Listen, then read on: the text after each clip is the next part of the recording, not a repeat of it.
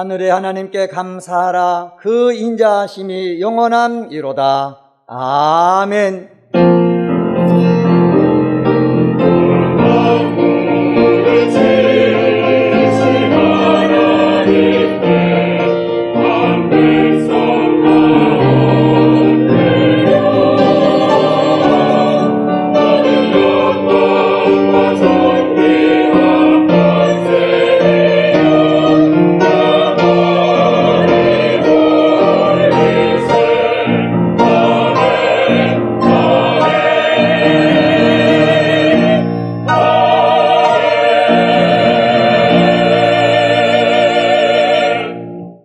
다 같이 찬송가 6장을 부르시겠습니다.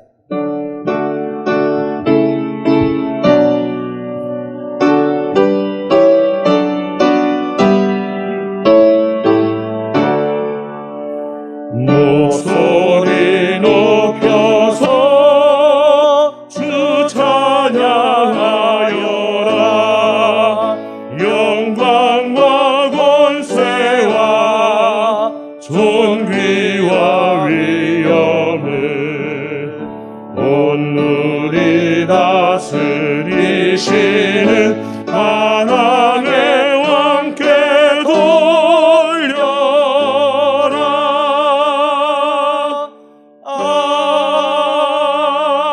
아멘. 지난 한 주간을 돌이켜보며 간절한 마음으로 참회의 기도를 다 함께 드리겠습니다.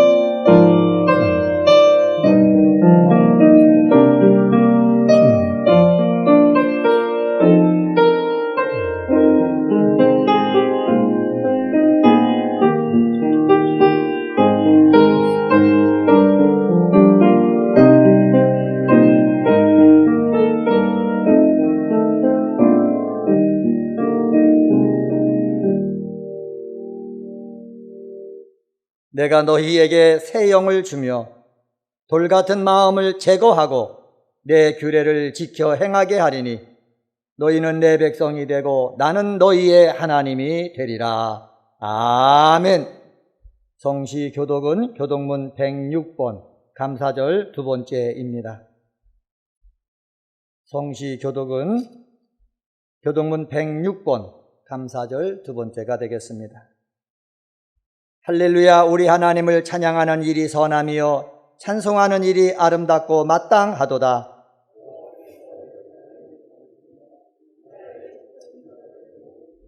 상심한 자들을 고치시며 그들의 상처를 싸매시는도다.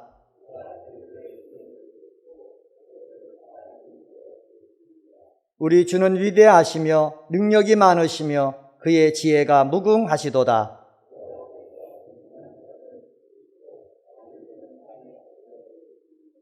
감사함으로 여호와께 노래하며 수금으로 하나님께 찬양할지어다.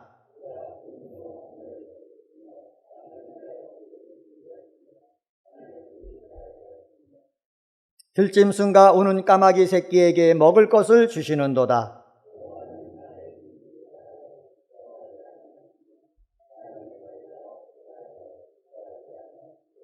여호와는 자기를 경외하는 자들과 그의 인자하심을 바라는 자들을 기뻐하시는도다. 아멘. 다 같이 찬송가 587장을 부르시겠습니다.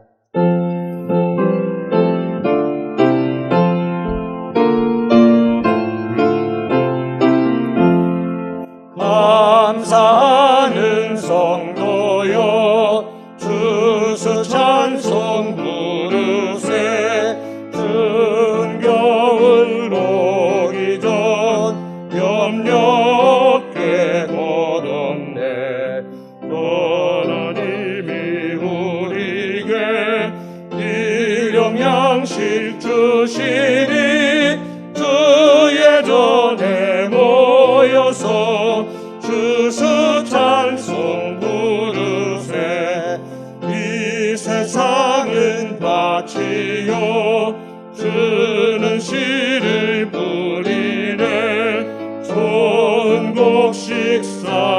날 때 바라지도 나로다.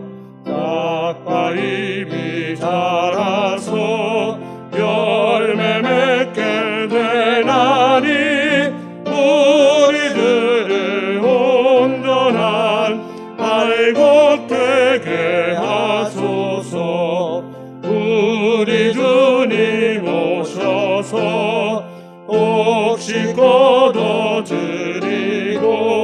밭에 있는 나쁜 것 모두 소멸하실 때 바라지는 골라서 불에 던져 태우고 알곡들을 곳간에 길이 쌓아두시리. 주여 어서 오셔서 우리 거둬주소서. 죄와 슬픔 중에서 우리 건져주소서. 모든 성도 영원히 하늘 집에 이르러 천군 천사 어울려 주수 찬송 부르리.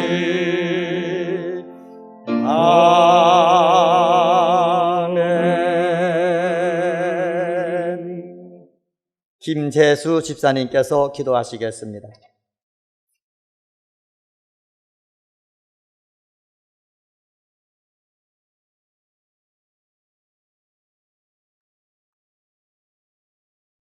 자기 생명을 사랑한 자는 잃어버릴 것이요 이 세상에서 자기 생명을 미워하는 자는 영생하도록 보존하리로다. 참 좋으신 하나님, 추수감사절 주심에 감사와 찬양을 드립니다. 그러나 주님, 우리 그럼에도 세상 속에 살아가면서 알고도 지은 죄, 모르고 지은 죄가 너무 많습니다. 죄와 허물을 용서해 주옵소서. 성경의 도움으로 인도하시는 주님, 약물을 이끄시는 박재신 담임 목사님 영육간에 강건함을 주시고 가정에는 평강의 복을 주시고 성령 충만함으로 말씀 선포하게 하시며 부목사님, 전도사님, 강도사님 그리고 봉사와 찬조로 섬기는 모든 이에게 축복하시고 오늘 또 세계 열방에서 수많은 영혼을 살리시는 선교사님들을 위해 강건함을 주실 줄 믿습니다. 우리 은혜 강성계 시작부터 완공될 때까지 온 성도가 기도하며 하나님의 역사하심을 알게 하시며 모든 이에게 간증하게 하소서. 아멘. 주님, 북녘의 우리 민족에게도 마음껏 전도할 수 있도록 역사하시옵소서. 너희는 지극히 선한 것을 분별하며 허물 없이 거룩하여 하나님 영광과 찬송이 되길 원합니다. 오늘도 정성껏 준비한 베델 찬양의 찬송을 홀로 영광을 받으시오며 우리 죄에서 구원하신 예수님 이름으로 기도합나이다. 아멘.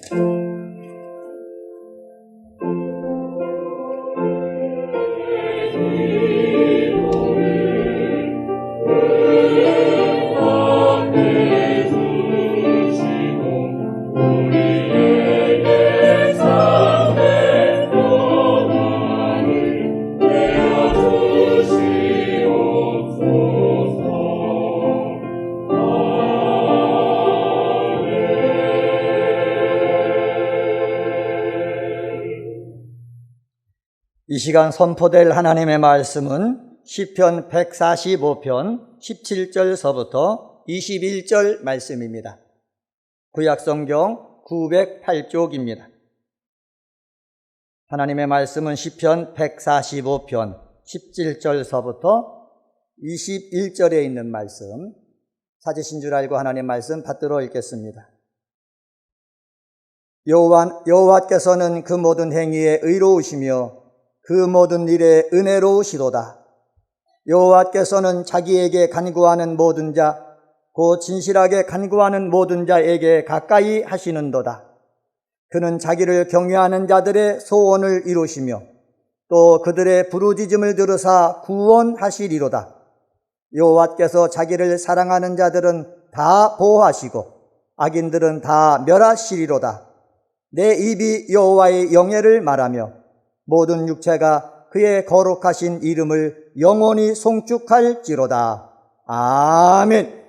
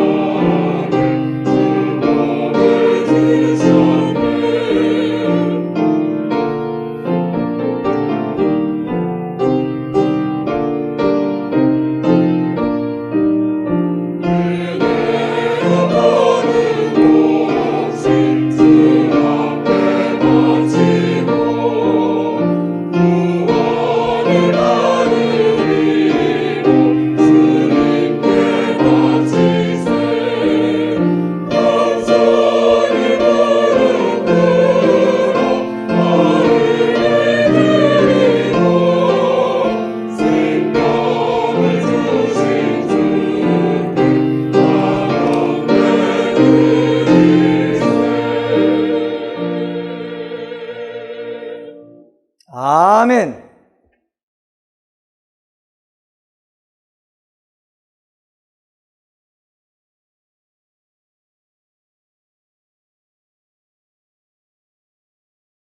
지난주에는 시편 100편에 있는 말씀 가지고 은혜를 나눴는데 오늘도 연이어서 시편에 있는 말씀 가지고 은혜를 나누도록 하겠습니다. 지난주 시편 100편의 말씀을 선포할 때 이 시편 100편은 표제어로 감사의 시라 이렇게 쓰여져 있다 말씀을 드렸습니다. 그런데 오늘 시편 145편도 우리가 성경을 보게 되면 표제어로 이렇게 표현합니다. 다윗의 찬송시라. 시편에는 많은 부분에서 그 시의 내용들을 표제어로 설명을 합니다. 그런데 오늘은 다윗이 찬송한 그러한 내용이다. 이렇게 다윗의 찬송시라고 쓰여진 시편은 오늘 145편하고 108편 두 편만 기록이 되어 있습니다. 그 중에서 오늘은 145편에 있는 말씀 가지고 하나님께 감사하며 찬송하며 은혜를 받으려고 합니다. 특별히 오늘은 우리 교회가 추수감사 주일로 지키는 날입니다. 코로나19로 인하여서 저희들이 부활주일을 지킬 때 교회 절기적으로 다 지나가도 교회에서 모이는 것이 허락하지 못하여 성전에서 첫 예배 드리는 그 주일을 부활주일로 지키겠다 하고서 저희가 부활주일을 교회 절기 한참 지나서 지켰습니다. 그러면서 이번에 다시 저희가 성전에 모이지 못할 때 이번 추수감사절을 또 어떻게 해야 될까 그렇게 고민했는데 하나님의 은혜로 저희들이 이제 지난주부터 성전에서 예배를 드리게 되었고 오늘 또 성전에서 또 각 가정에서 이렇게 추수감사 예배로 하나님께 예배를 드리는 것 얼마나 감사한지 모르겠습니다. 저는 말씀을 준비하면서 이 감사라는 것은 하나님으로부터 많이 받아야지만 감사하는 게 아니라 이 감사라는 것은 찾아서 감사를 해야 된다 이런 생각을 하게 되었습니다. 여느 때 같으면은 당연히 추수감사주일이 오는 것이고 또 추수감사주일을 맞이하면 하나님께 감사의 예배를 드리는 것이었는데 올해 코로나19로 온 나라가 어려움에 처해 있을 때는 정말 우리가 추수감사주일날 이렇게 얼굴을 보면서 하나님께 영광을 돌리며 감사하며 예배를 드릴 수 있을 것인가? 전에는 한 번도 생각하지 보지 못한 것이었는데 올해는 이렇게 얼굴 보면서 하나님께 예배 드릴 수 있다는 것만 해도 감사거리가 되는 것을 느낄 수가 있었습니다.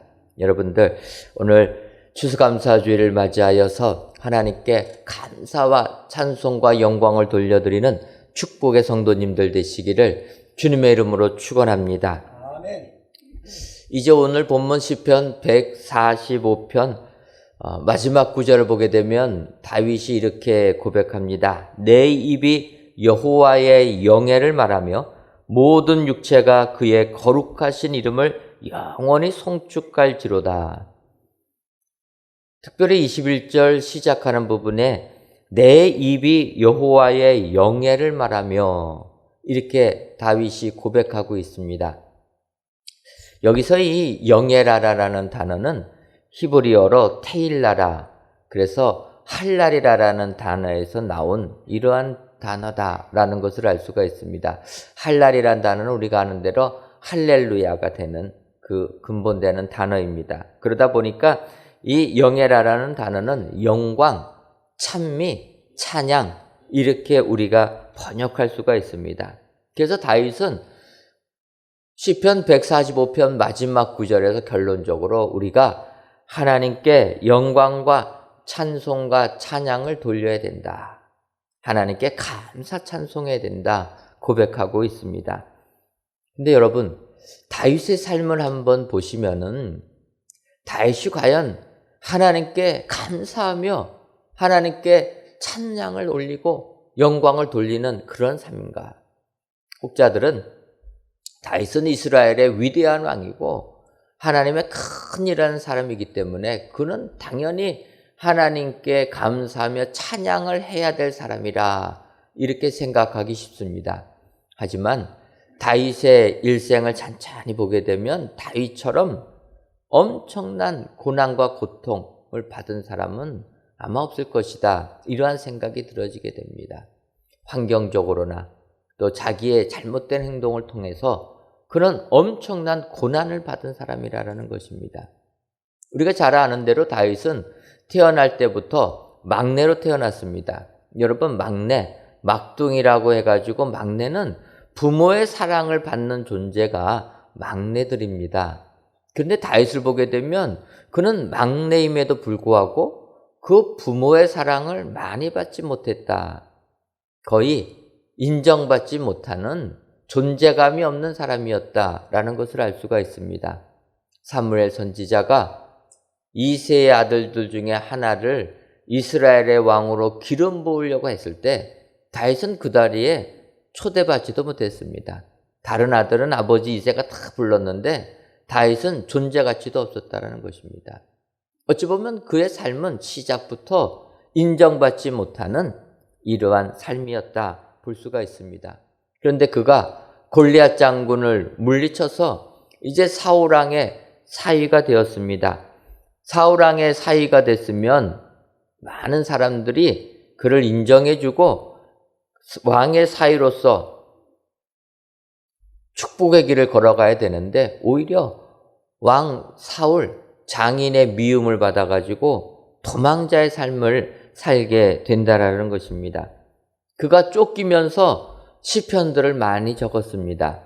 다 얘기할 수 없지만 시편 57편은 표제에 다윗이 사울을 피해 굴에 있을 때, 사울왕을 피해서 굴에 있었을 때 하나님께 간구한 내용, 그 시편의 내용이 있습니다. 63편도 마찬가지입니다. 다윗의 시인데 유다 광야에 있을 때, 더 나아가서 그는 사울왕으로부터 자기의 목숨을 구걸하기 위하여서 시편 34편 표제어를 보면은 다윗이 아비멜렉 앞에서 미친 채 하다가 쫓겨나서 지은 시, 그 목숨 구걸하기 위하여서 정신병자 흉내를 내었다라는 것입니다. 얼마나 비참하겠습니까? 그때 하나님께 찬양한 시가 있다라는 것입니다. 그리고 그 어려움 속에서 이제 그가 이스라엘의 2대 왕이 되었습니다. 여러분, 이렇게 고상하고 왕이 되었으면은 그의 앞날이 탄탄대로해야 되는데 그때부터는 그가 또 개인의 욕심에 넘어가게 됩니다. 그래서 우리가 아는 대로 남편 있는 아내를 강제로 빼앗게 됩니다. 그때 하나님으로부터 책망을 받고 그가 시편 51편을 기록하는 겁니다. 시편 51편 표지에도 나와 있습니다. 다윗이 밧세바와 동침한 후 선지자 나단이 그에게 왔을 때 지은 시라. 회개하면서 지은 시라. 이렇게 부부 생활에서도 다윗은 고난의 연속이라는 것입니다. 그의 아내 사울의 딸 되는 미갈은 다윗을 업신여긴다. 뼈대도 없는 집안의 사람이다. 무시했다라는 것입니다. 더군다나 그는 자녀 교육에서 자녀의 문제에서 큰 고통을 당하게 됩니다. 우리가 아는 대로 장남되는 암논이 이복 여동생 다말을 취하게 됩니다. 그것에 그 다말의 친오빠가 되는 압살롬이 분노를 해서 다윗의 장남 암논을 살해해버리는 겁니다. 형제간에 갈등이 일어나고 형제간에 죽음까지 일어났다는 것입니다. 여러분, 부모 입장에서 가장 마음 아픈, 가장 고통스러운 부분이 아니겠습니까? 나의 자녀들이 정말 사이좋게 잘 지내야 되는데 여기서 갈등이 생겨서 살인까지 일어났다는 것입니다. 결국 그의 아들 압살롬 어떻게 됩니까? 다윗 왕 죽이겠다고 반역을 일으켰다는 거예요. 이제는 아들이 자기를 죽이겠다고 반란을 일으켰다. 여러분, 얼마나 다윗이 힘들었겠습니까? 시편 3편을 보게 되면 또 표제에 이렇게 표현합니다. 다윗이 그의 아들 압살롬을 피할 때 지은 시라. 여러분, 시편을 보게 되면 거의 반절 정도가 다윗이 지었다고 하는데 다윗이 시편을 질 때 이렇게 표지어로 설명한 것을 보게 되면 참 그의 삶은 고난과 고통의 연속이었다라는 것을 알 수가 있습니다. 마치 야곱이 바로 앞에 섰을 때 그 고백하지 않습니까? 내 나그네의 길이 130년 정도 됐는데 내 조상하고 비교하면 짧은 연조지만 그러나 나는 130년 험악한 세월을 보냈다. 여러분, 어찌 보면은 우리의 삶이 이런 삶이다. 이렇게 볼 수가 있습니다. 정말 인생이란 다 험악한 삶의 연속이다.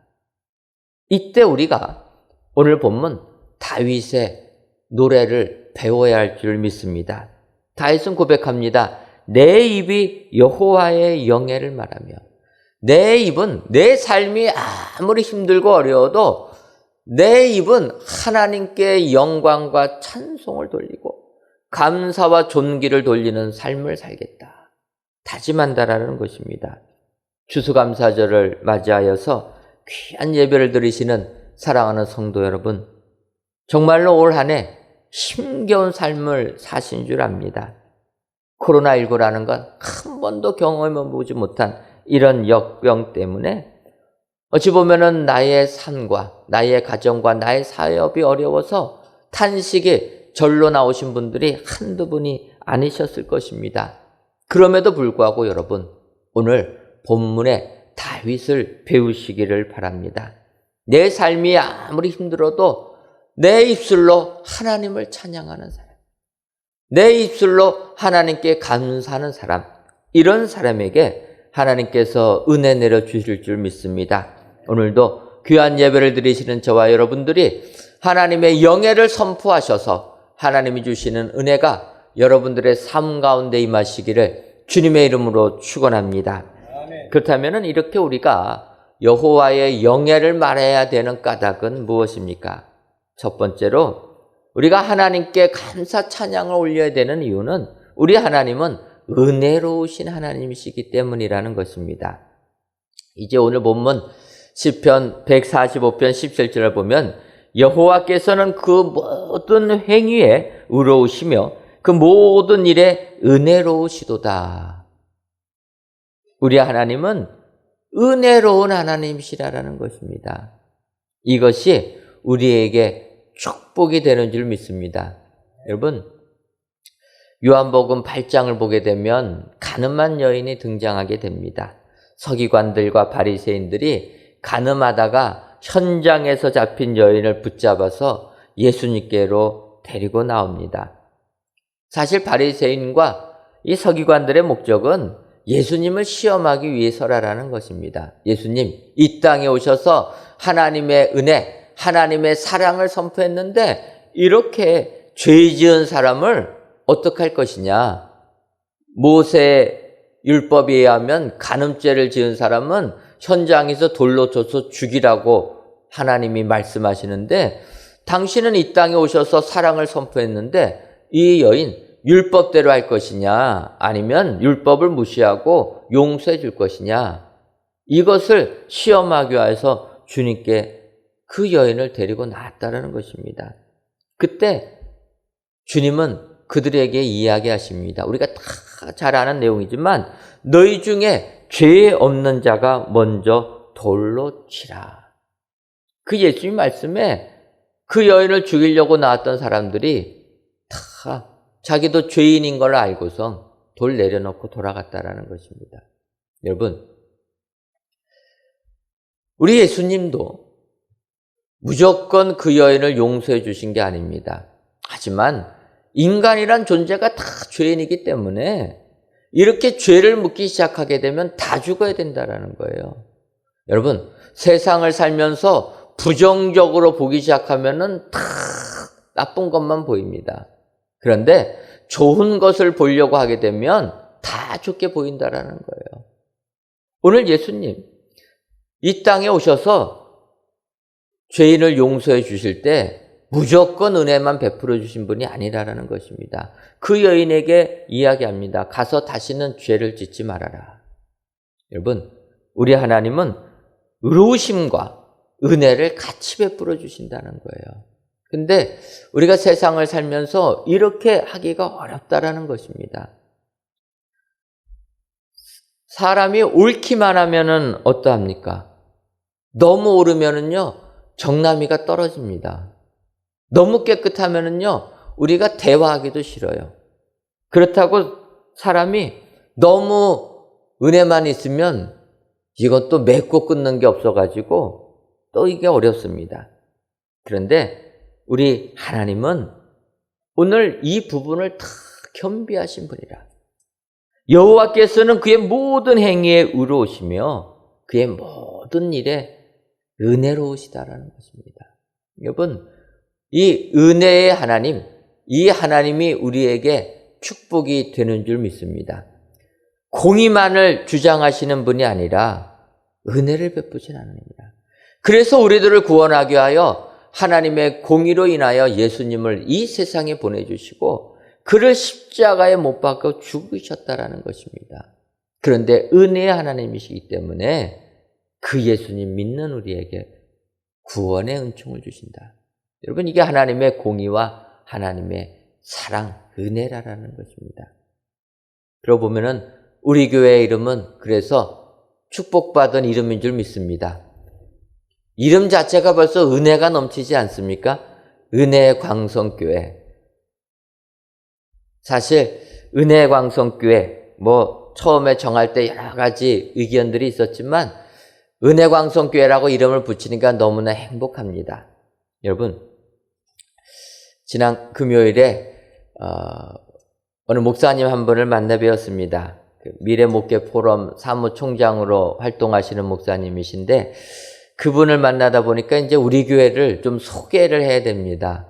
그래서 우리 교회를 소개하면서 그 예전에 어려웠고 힘들었던 내용들을 요약하고 이제 우리가 모든 것을 포기하고 평생 섬겼던 교회를 떠나기로 했다. 그때 우리 교인들 참 어려움을 있었지만 하나님께서 이제 우리 교회가 은혜광성교회로 새 출발을 해주시고 그때부터 모든 분쟁을 그치고 이제 그때부터 새 출발할 때 하나님이 우리 교회에게 은혜를 베풀어 주셨다.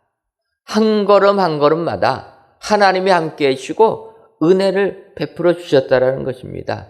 우리들이 하나님 앞에서 우리가 옳다라는 생각을 내려놓고 우리가 다수라라는 생각을 내려놓고 하나님만 의탁하고 나가게 되니까 그때부터 하나님이 우리 교회를 이끌어 주셨다. 그래서 우리 교회가 하나님 은혜 속에서 안정을 되찾게 되고 또 우리가 이전하기로 했기 때문에 떠나기로 했기 때문에 이전할 부지 하나님이 사게 해주시고 또 저희들 이곳 임시예배 처소로 이전케 해주시고 또 코로나19임에도 불구하고 성전 건축 은혜롭게 진행시켜 주셨다. 여러분 사실 우리 교회가 교회를 떠나야 될 상황 속에서는 낭망이요 좌절만 있었습니다. 하지만 하나님이 은혜를 베풀어 주시니까 우리 눈에는 적은 분립 자금임에도 불구하고 하나님께서 우리가 이전할 성전을 아름답게 건축시켜 주시는 줄 믿습니다. 죄송한 표현이지만 코로나19로 얼마나 어렵습니까? 그런데 코로나19로 어렵기 때문에 또 우리 교회가 성전을 건축하는 데는 도움이 됩니다. 그 까닭은 코로나19로 사업들이 다 어려우니까 우리 교회가 성전을 건축할 때 필요한 물품들을 구입하려고 하면은 이분들이 다 원가로 줍니다. 왜냐하면 경기가 안 좋아가지고 물건들이 안 팔리는 거예요. 그러니까 이분들은 지금 재고로 남아있는 거 처분해야 되는데 처분할 길이 없는데 우리 교회가 물건을 사겠다고 하니까 거의 원가로 저희들이 매입합니다. 우리 눈에는 우리가 가진 재정적으로 부족한 부분이 있지만 하나님이 은혜를 베풀어 주시니까 이런 역사가 임하게 되는 줄 믿습니다. 더 나가서 여러분 코로나19 이후의 세계 많은 사람들이 예전합니다. 코로나19 이전과 이후의 세상은 다를 것이다. 예전에 코로나19 이전의 세상으로 가기는 어려울 것이다. 학자들이 이야기합니다. 그러면서 뉴 노멀 시대에 새로운 것, 변화된 것이 정상이 되는 이런 시대에 교회가 어떻게 될 것인가? 여러분, 하나님께서는 우리 교회를 벌써 이런 걸 다 아시고 준비시켜 주신 줄 믿습니다. 많은 분들이 영상으로 예배 드리는 거 힘겨워할 때 우리는 10년도 넘게 영상으로 훈련을 받았다라는 거예요. 우리는 이상하지 않습니다. 처음 코로나19로 영상 예배 드릴 때 얼마나 어색합니까? 힘들어합니다. 근데 우리는 예배당에서 예배 드리나 가정에서 텔레비 켜놓고 드리나 똑같은 거예요. 어차피 영상으로 드렸기 때문에. 여러분, 하나님께서는 우리 교회 코로나19 이후의 세계를 예비하셔서 미리미리 훈련시켜 주신 줄 믿습니다. 하나님 은혜 가운데 우리 교회가 새 성전을 건축하는 것도 사실은 공간이 그렇게 크지가 않습니다. 그래서 건축위원들이 고민도 하고 갈등도 했지만 하나님이 허락해 주신 그 땅에 저희들 성전을 건축하면서 나가는 거 넉넉하지 않다라는 거예요. 근데 요즘에 여러분 코로나19 때 많은 사람들이 이야기하지 않습니까? 교회 예배당이 너무 크면 문제가 된다라는 거예요. 앞으로의 시대는 교회 예배당이 너무 크면 안 된다라는 것입니다. 코로나19 이후의 세계는 작은 예배당이지만 최대한으로 활용할 수 있는 예배당을 만들어야 된다라는 거예요. 하나님께서 미리 다 아시고 풍성한 자금 주시지 아니하셔가지고 우리가 요만하게 짓는데 그게 미래를 예측하는 것입니다. 그래서 여러분 우리 교회가 새 성전 입당하게 돼도 너무 많은 걸 기대하지 마시기 바랍니다. 그냥 이대로 간다 보시면 됩니다. 근데 여러분 우리 교회 하나님께서 은혜 주셔서 이렇게 아름답게 성전을 건축하기 때문에 저는 그 성전이 24시간 이용되는 성전이 되기를 원합니다. 주일 하루만 사용되는 성전이 아니라 일주일 내내 성도님들이 다 모여서 교제하고 은혜 받는 그런 성전을 만들어야 된다는 것입니다. 최대한으로 활용을 할 때 이것이 우리에게 은혜가 되고 코로나19 이후의 세계 교회의 예가 된다라는 것입니다. 여러분, 그래서 하나님께서 이런 은혜를 우리 교회에 주셨다. 여러분 믿으시고 이 은혜에 하나님께 감사하시는 여러분 되시기를 바랍니다. 하나님께서 우리 교회에 이렇게 은혜를 주셨다라면 우리 교회에 속해 있는 모든 성도님들에게도 하나님께서 동일한 은혜 내려주실 줄 믿습니다. 코로나19로 정말 하루 앞도 예상하지 못하는 나의 삶이지만 우리 교회에 은혜를 주신 것처럼 하나님께서 미리 나를 다 아시고 준비시켜 주셨다. 여러분 확신하시고 하나님의 은혜에 감사하시기를 바랍니다. 지금 내 앞길은 깜깜해서 아무것도 보이지 아니한다 할지라도 내 하나님은 은혜를 베풀어 주시는 하나님이기 때문에 나에게 은혜를 주셔서 나를 연단시켜 주시고 나를 훈련시켜 주신 다음에 더욱더 큰 축복을 주신다. 여러분 확신하셔서 진정으로 하나님께만 감사 찬송을 올려드리는 축복의 성도님들 되시기를 주님의 이름으로 축원합니다. 두 번째로 여호와의 영예를 말아야 하는 까닭은 하나님께서 우리의 소원을 이루어 주시기 때문입니다. 19절을 보게 되면 그는 자기를 경외하는 자들의 소원을 이루시며 또 그들의 부르짖음을 들으사 구원하시리로다. 이렇게 다윗이 고백합니다. 하나님은 자기를 경외하는 자들의 소원을 이루어 주시고 또 그들의 부르짖음을 들으사 구원하시리로다. 소원을 이루어 주시고 그 다음에 부르짖음을 들으사 구원하시리로다. 이것은 같은 의미다 볼 수가 있습니다. 그러니까 다윗은 하나님께서 우리의 소원을 들어주시는 것을 강조하는 것입니다. 부르짖으면 구원해 주시고 같은 의미다. 여러분, 우리가 믿는 하나님은 우리가 하나님께 간구하고 부르짖는 것들은 다 들어주시는 줄 믿습니다. 내가 원하는 마음의 소원을 다 이루어 주시는 하나님. 그러기 때문에 우리가 이 하나님께 감사와 찬송과 영광을 돌려드려야 될 줄 믿습니다. 한 번은 예수님께서 두로와 시돈 지방으로 가실 때 가나안 여인 하나가 예수님께 나와서 소리를 지릅니다. 부르짖습니다. 내 딸이 흉악한 귀신에 들렸으니 내 딸을 고쳐주옵소서. 여러분 한번 생각해 보십시오. 어머니가 있는데 그 어머니의 딸이 귀신이 들렸다.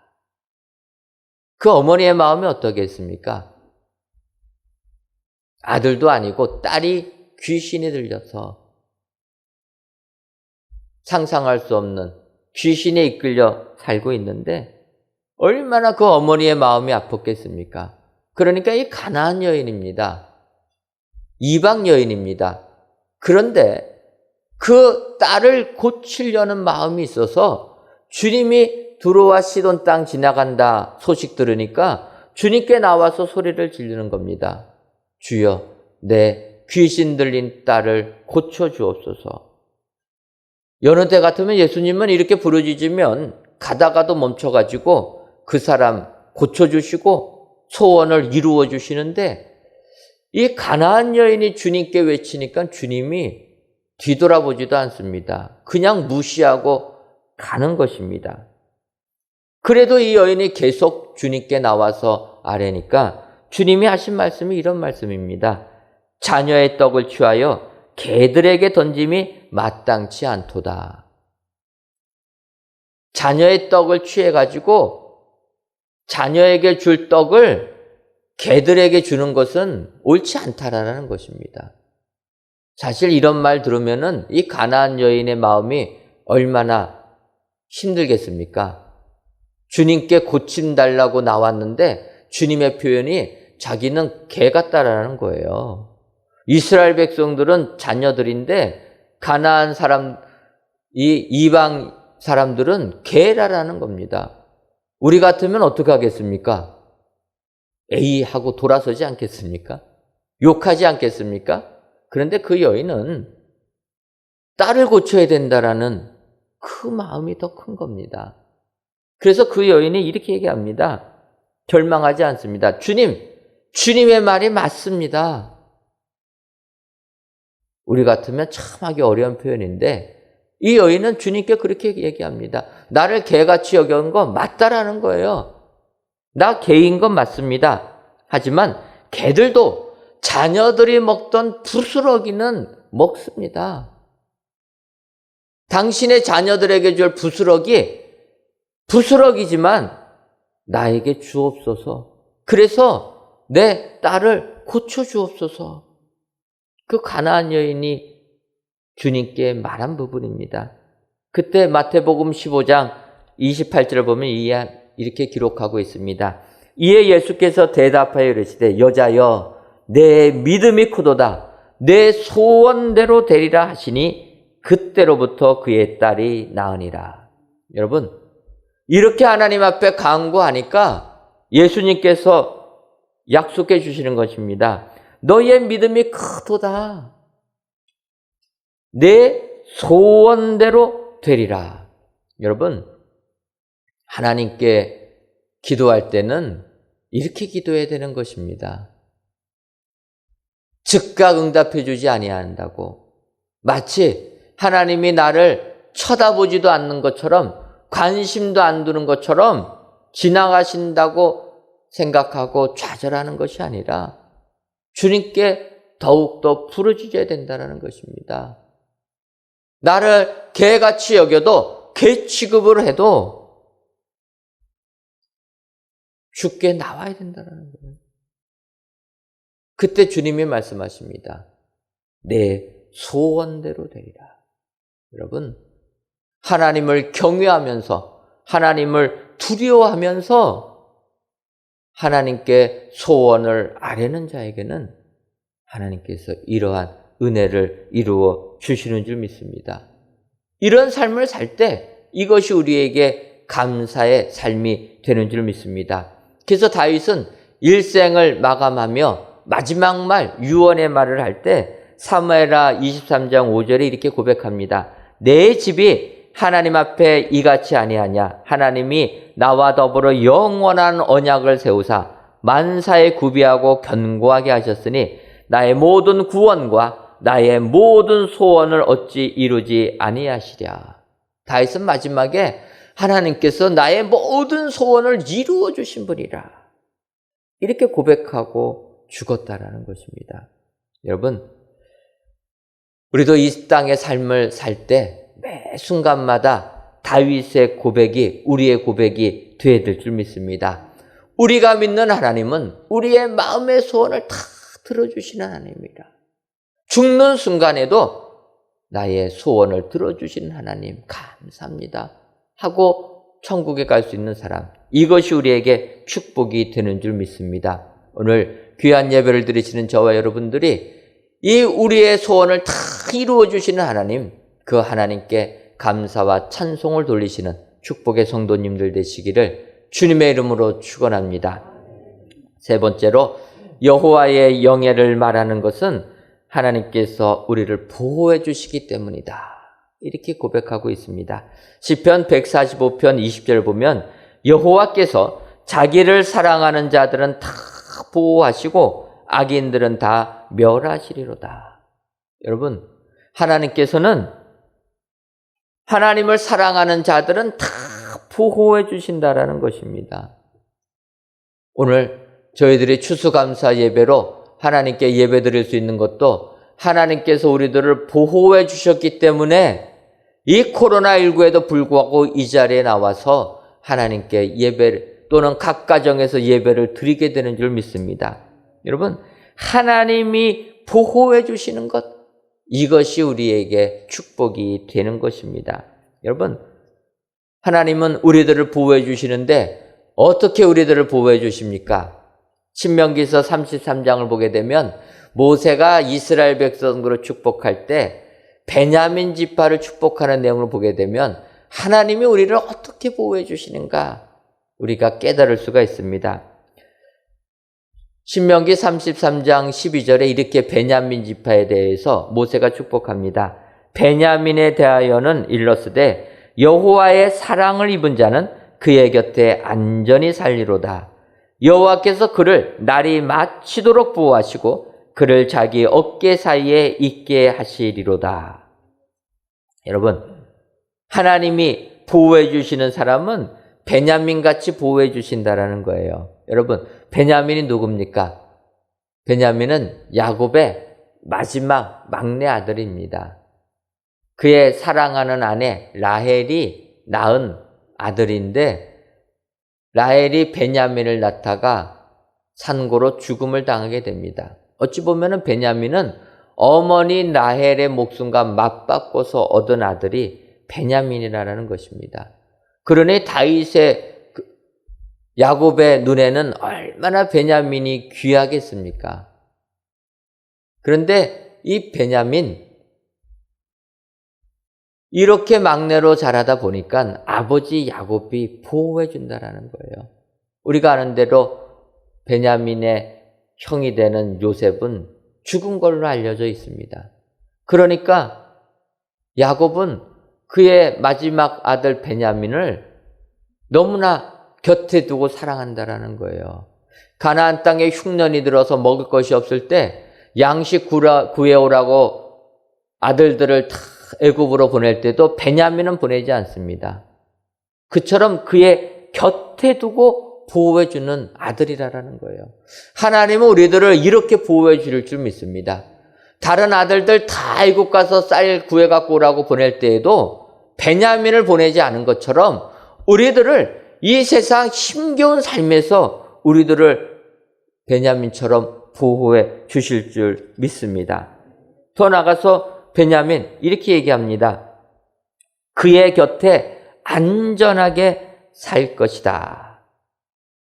그러면서 아침부터 저녁까지 보호해 주신다라는 겁니다. 그날이 마치도록 보호해 주신다. 아침부터 저녁까지. 또 뭐라고 얘기합니까? 어깨 사이에 있게 하신다. 어깨 사이라는 게 무엇입니까? 어깨라고 하는 것은 우리 이 어깨입니다. 어깨 사이. 그래서 목과 어깨 사이에 있게 하겠다라는 것입니다. 그러면 여러분, 목과 어깨 사이에 있으려면은 우리가 자녀들을 안아줄 때 자녀들이 부모의 목을 껴안지 않습니까? 그 모습이 어깨와 목 사이, 어깨 사이라는 거예요. 우리가 부모들이 자녀들을 업어줄 때 그 자녀들이 업힐 때 또 부모의 목을 껴안습니까?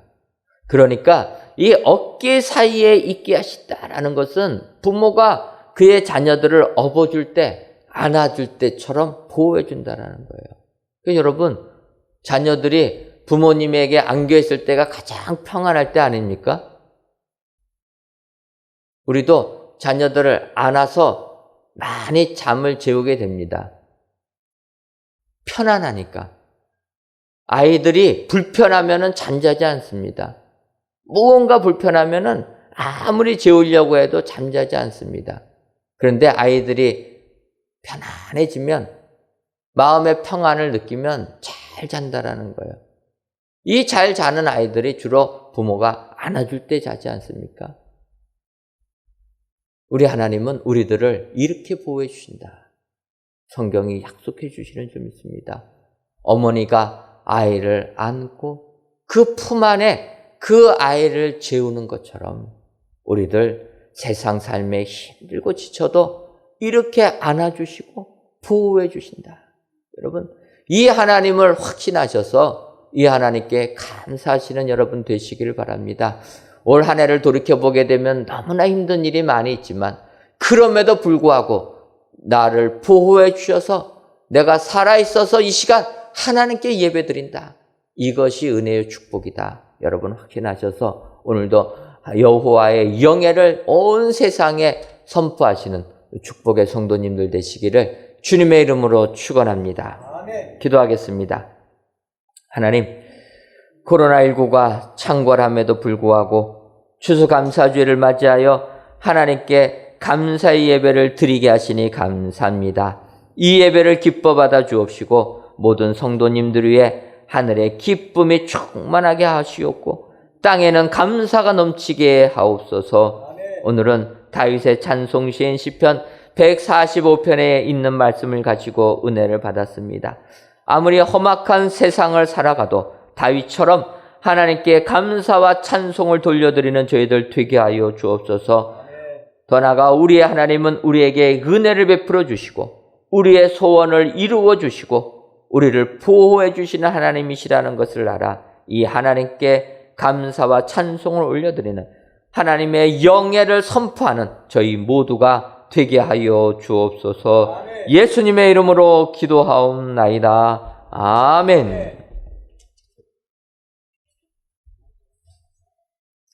오늘은 추수감사절입니다. 추수감사절 헌금은 따로 하지 않고 주일 헌금과 함께 드리겠습니다. 추수감사절 헌금 봉투가 없으신 분들은 지금 예배위원들에게 말씀해 주시기 바랍니다. 다 같이 찬송가 588장을 찬송하시면서 예물 드리겠습니다.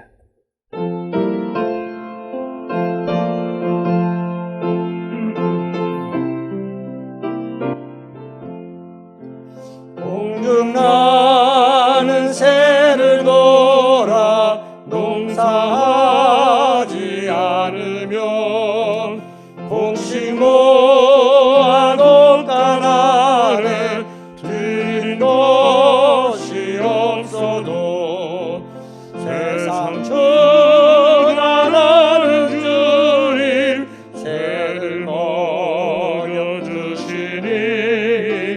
너희 먹을 것을 위해 근심할 건 무엇냐. 들의 백합 화를 보라. 기싸움도 안 해도 솔로몬의 입은 옷도 입것만 못하였네. 마음 속에 던질 풀도 잎이시거든. 사랑하는 자녀들을 잎이시지 않으랴. 너희들은 세상에서 무엇 먹고 마시며 무슨 옷을 입고 살까 염려하지 말아라. 이는 이방 사람들이 안구하는 것이요 너희 하늘 아버지는 너희 쓸 것 아신다. 너는 먼저 주의 나라 그의 의를 구하며 하나님이 모든 것을 너희에게 주시리. 내일 일을 위하여서 아무 염려 말지니 내일 염려하지 말라. 오늘 고생 족하다.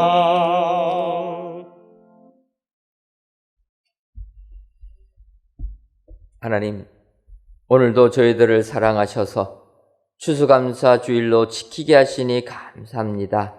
이 시간 울며 씨를 뿌리러 나가는 자는 반드시 기쁨으로 그 곡식단을 가지고 돌아오리라라는 하나님의 말씀을 의지하며 귀한 예물을 하나님께 바칩니다.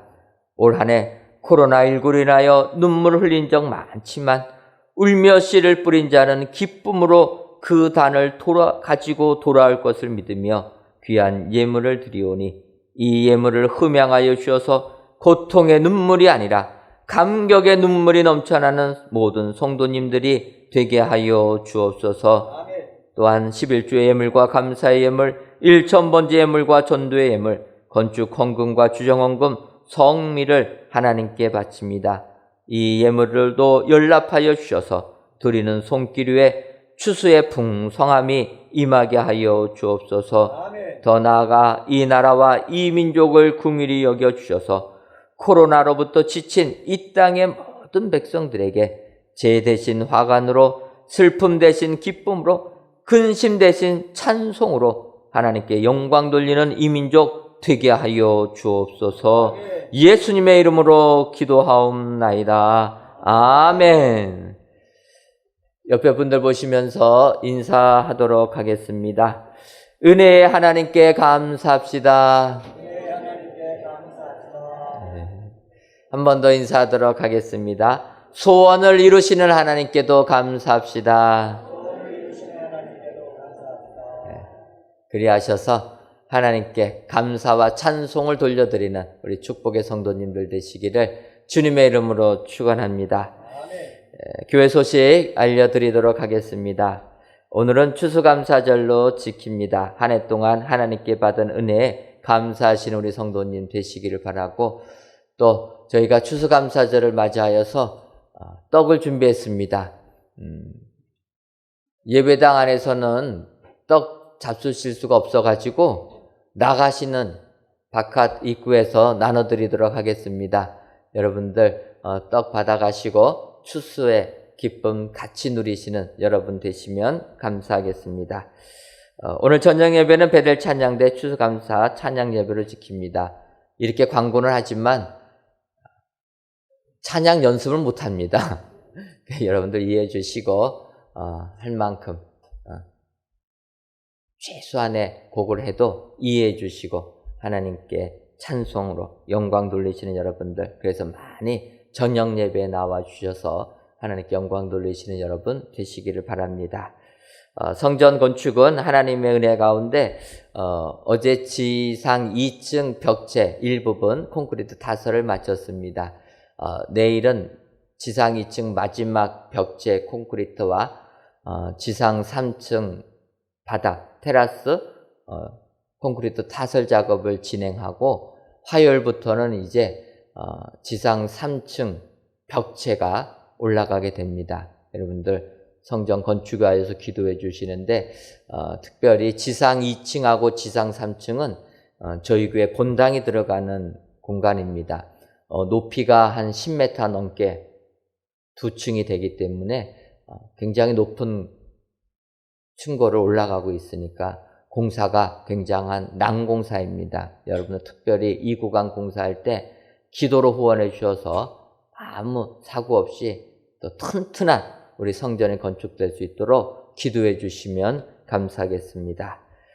세례 유아 세례 입교식이 11월 8일 주일 저녁 예배 시간에 있습니다. 아직까지 신청 안 하신 분들은 신청해 주시고 봄에 받지 못하신 분들도 이 기간에 받을 수 있도록 여러분들 시간 조절하셔서 꼭 세례 또 입교 유아 세례식에 함께 해주시면 감사하겠습니다. 2020 구역별 족구복음 필사대회가 은혜 중에 진행되고 있습니다. 아직까지 참여 안 하신 분들은 참여하셔서 우리가 성경 기록하면서 은혜 받으시는 여러분들 되시기를 바랍니다.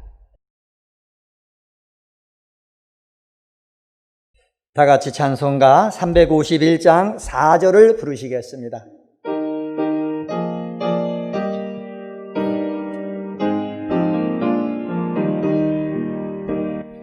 백성들아 와서 함께 모여서 우리 모두 함께 해가 부르세. 영원토록 영광 권세 찬송을 우리 임금 주께 돌려보내세.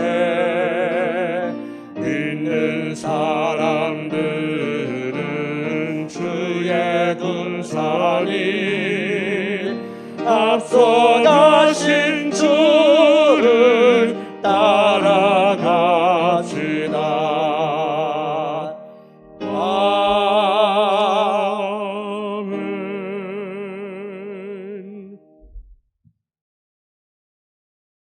이제는 우리 주 예수 그리스도의 크신 은혜와 하나님 아버지의 한량없는 사랑하심과 성령님의 교통하심이 여호와의 영예를 말하기로 다짐하는 사랑하는 은혜광성교회 모든 성도님들 외와 속한 가정 위에 이제로부터 영원토록 함께 있을지어다. 아멘.